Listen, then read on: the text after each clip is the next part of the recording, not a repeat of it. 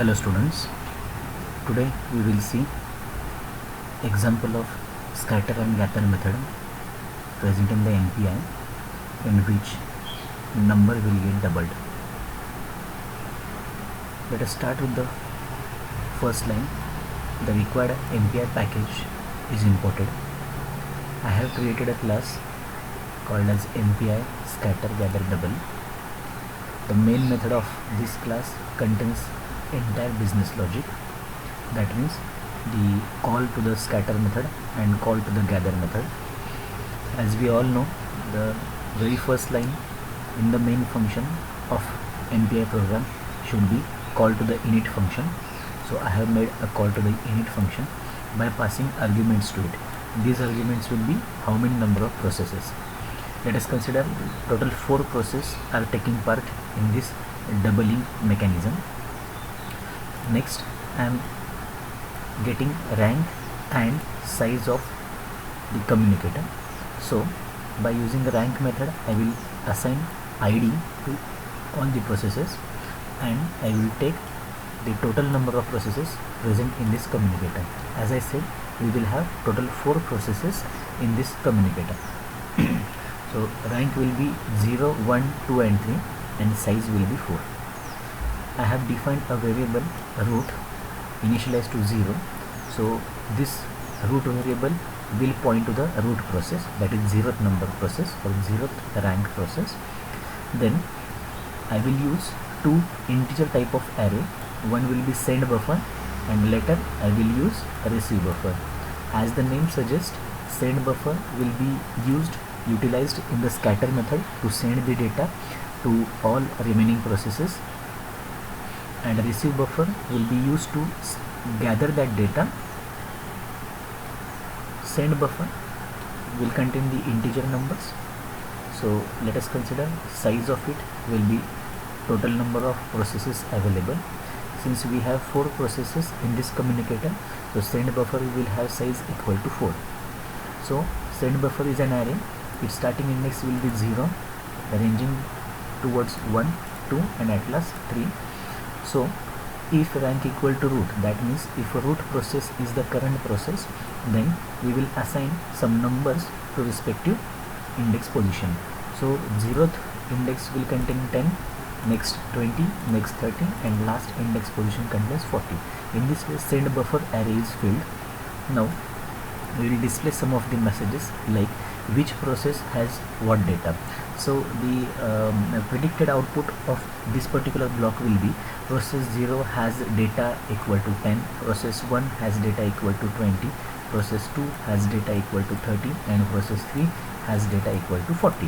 So in this way we will display some output. Later we will declare a receive buffer which will receive all this data, and a receive buffer size will be 1. That means whatever data will be scattered by the root process will be received at one location only or one point only. So here a call to the scatter method is made by passing its respective arguments. Send buffer will send entire data. 0 will be the offset from where the data should be start reading or sending. Then 1 will be the count, that means at one time only one element will be sent. That means a process will contain only one element, that is nothing but the total number of elements count. Then what type of elements are sent, that is integer. Then where we are going to receive this data, so receive buffer is the destination. 0 will be the offset starting index since it is an array. 1 will be each process will receive one data. Each process will receive integer type of data, and who is going to initiate the process, it is nothing but the root process. So after that we will display the output once data is scattered. Each process has data that is present in the receive buffer. At first receive buffer will receive the root process data, then the first process, second process, and at last it receives the third process data. And now that each process will start doubling the data. Now simple logic for doubling the data is what? Whichever content the current position is having will be multiplied by 2. So If 10 is received, then it is multiplied by 2, which becomes 20. Similarly for the other index position. So next we are making call to the gather. Once all the processes are sending the data and it gets doubled, the last task is what? Collect all the output at the root process. So we will make a call to the gather method. Gather method will take one by one outcome from receive buffer. That is, first of all 10 into 2 20, then 20 into 2 40, 30 into 2 60, and 40 into 2 80. 0 will be the offset. It will start reading from 0th index position. Then 1 will be at one point of time the process will have one element only.